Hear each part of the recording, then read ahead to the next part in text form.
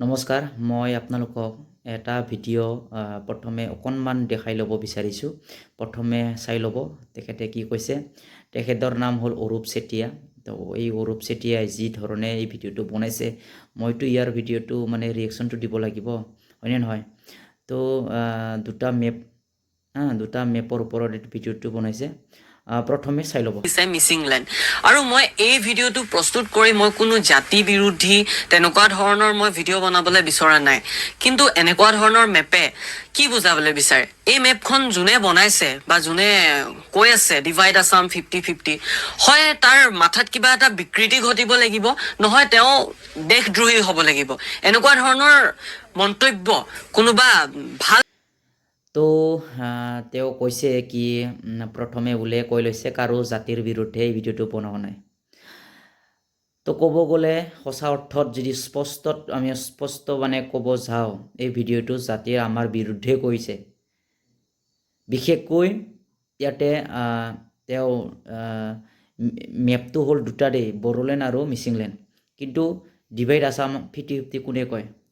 অসমত ডিভাইড আছাম 50-50 কোৱা কোন আছে আৰু? বড়োসকলৰ বাদে কোন আছে আৰু ডিভাইড আছাম 50-50 কোৱা? তো ডেট মিনছ বড়োসকলকে টাৰ্গেট কৰি পেলাই, বড়োসকলকে লক্ষ্য কৰি পেলাই এই ভিডিঅ'টো বনাইছে। কাৰণ অসমত একমাত্ৰ জাতি আছে, এই জাতি হ'ল বড়ো। এই বড়োসকলেই ডিভাইড আছাম 50-50 কয় আৰু কোনেও মানে ডিভাইড আছাম 50-50 ক'বলৈ সাহস নকৰে। তো লক্ষ্য মানে এটাক কৰিছে, বড়ো জাতিক লক্ষ্য কৰি পেলাই এই ভিডিঅ'টো বনাইছে। আৰু যি নিকৃষ্ট শব্দ ব্যৱহাৰ কৰিছে যে এই দুটা মেপটো লৈ পেলাই প্ৰথমে শুনক কি কৈছে। ঘটিব লাগিব, নহয় তেওঁ দেশদ্ৰোহী হ'ব লাগিব। এনেকুৱা ধৰণৰ মন্তব্য কোনোবা ভাল মানুহে নকৰে, এই তো মূৰত এতিয়া মগজু থকা বা শিক্ষিত এই মানুহে দুটা কেতিয়াও মেপ, নকৰে। গতিকে এই বড়োলেণ্ড আৰু জনগোষ্ঠীৰ মিচিংলেণ্ড, এই জনজাতিকৰণ দুটা পালেই যে মেপটো তোমালোকে যিয়ে শেষ হৈ বনাইছে যাবা বোলে ই তেনেকুৱা বোলে কথা নহয়। আৰু দেশদ্ৰোহী।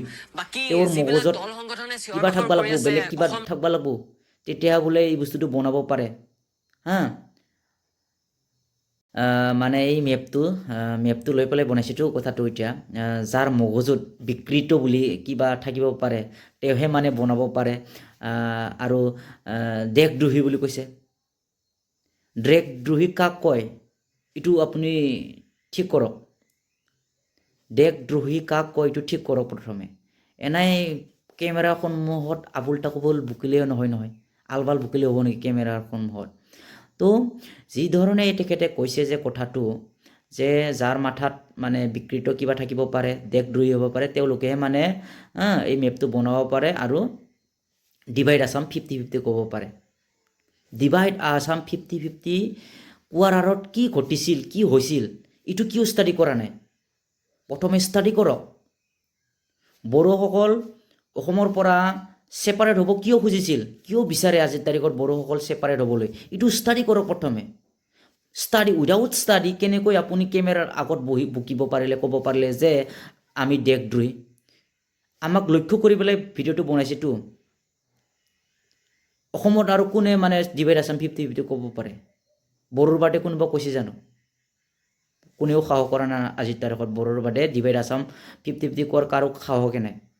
তো আল্টিমেটলি বড়োসকলকে মানে এই ভিডিঅ'টো লৈ পেলাই বনাইছে মানে আমি মানে কি দেশদ্ৰোহী, আমাৰ মাথাত একো নাই। দেশদ্ৰোহীৰ কাৰণে আমি ছেপাৰেট ষ্টেট বিচাৰিছোঁ নেকি? প্ৰথমে আপুনি ষ্টাডি কৰক কিয় আমি ছেপাৰেট ষ্টেট ডিমাণ্ড কৰোঁ। ডিভাইড আছাম 50-50 শ্লোগান কিয় দিয়ক, এইটো প্ৰথমে ষ্টাডি কৰক, তাৰপিছত ভিডিঅ'টো বনাওক। ভাল মানুহে নকৰে, এই মূৰত মগজু থকা বা শিক্ষিত মানুহে কেতিয়াও নকৰে। গতিকে এই 6 জনগোষ্ঠীয়ে জনজাতিকৰণ পালেই যে তোমালোকে শেষ হৈ যাবা তেনেকুৱা কথা নহয়। আৰু বাকী যিবিলাক দল সংগঠনে চিঞৰ বাখৰ কৰি আছে অসম জ্বলাম, তহঁতে নিজৰ ঘৰকেইটা প্ৰথমে জ্বলাই ল, তাৰপিছত অসম কি শিক্ষিত মানুহে নকয়, কোনো শিক্ষিত মানুহে নকয় বোলে। আপোনালোকে ইমান শিক্ষিত, ইমান এডুকেটেড, ইমান চিভিলাইজ, কিয় ST বিচাৰি আছে? কিয় আজিৰ তাৰিখত ইমান শিক্ষিত হৈ পেলাই, ইমান এডুকেটেড হৈ পেলাই, নহয় ইমান চিভিলাইজ হৈ পেলাই কিয় ST ডিমাণ্ড কৰি আছে? এইটো স্পষ্ট কৰক না আজিৰ তাৰিখত কিয় বিচাৰিছে আপোনালোকে। প্ৰথমে জনজাতিৰ নেতাসকলক কোনে মানে বেয়া বেয়া মন্তব্য কৰিছিলে? আদিত্য সকলাৰে কোনে ধমকি দিছিলে? আদিত্য সকলাৰক জেহাদী বুলি কৈছিলে। আদিত্য সকলাৰী কোন হয় আদিত্য সকলাৰী ব্ৰহ্মপুত্ৰ দলিয়াৰ দিয়াৰ কথা কৈছিলে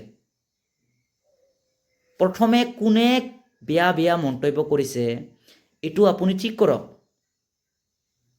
আমি কাকো মানে বেয়া বেয়া মন্তব্য কৰা নাই প্ৰথমে কোনে আন্দোলনটো ষ্টাৰ্ট কৰিছে আপোনালোকে আন্দোলনটো ষ্টাৰ্ট কৰি পেলাই আপোনালোকে জনজাতিসকলক খকিয়াই দিছে ধমকি দিছে তাৰপিছত আপোনালোকক যেতিয়া আমাৰ পৰা প্ৰত্যুত্তৰ দিলে তেতিয়া আপোনালোকে মানে হজম কৰিব পৰা নাই আপোনালোকৰ যি ডাইজেষ্টিভ সিস্টেম এই ডাইজেষ্টিভ সিস্টেমটো আপোনালোকৰ খুব কম হজম কৰিব পৰা নাই কথাবিলাক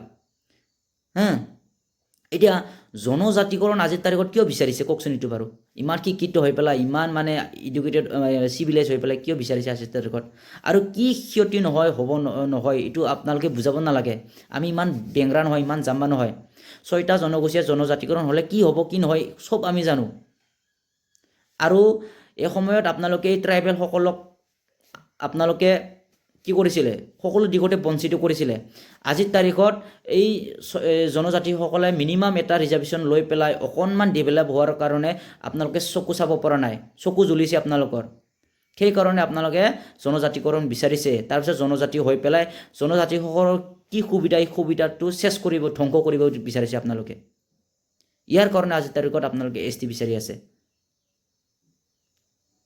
তো আপুনি অলপ ষ্টাডি কৰক এনাই কেমেৰাৰ সন্মুখত আহি পেলাই ভিডিঅ'টো বনাব নালাগে আপুনি এটা জাতিক মানে টাৰ্গেট কৰি পেলাই এই ভিডিঅ'টো বনাইছে বড়োসকলক লৈ পেলাই ভিডিঅ'টো বনাইছে কাৰণ অসমত কোনেও আজিৰ তাৰিখত ডিভাইড আছাম 50-50 নকয় কোনেও সাহসে নকৰে একমাত্ৰ বড়ো জাতিয়ে মানে বড়োসকলে অসমত ডিভাইড আছাম 50-50 মানে শ্লোগানটো দিয়ে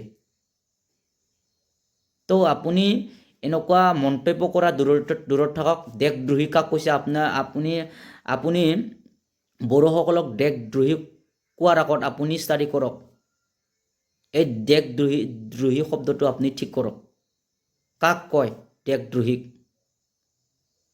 আপুনি ইমান নিকৃষ্ট মানে ইমান বেয়া বেয়া মন্তব্য কৰাৰ আগত অলপ ষ্টাডি কৰক ষ্টাডি কৰি পেলাই আপুনি ভিডিঅ'টো বনাওক বাছ থেংক ইউ ধন্যবাদ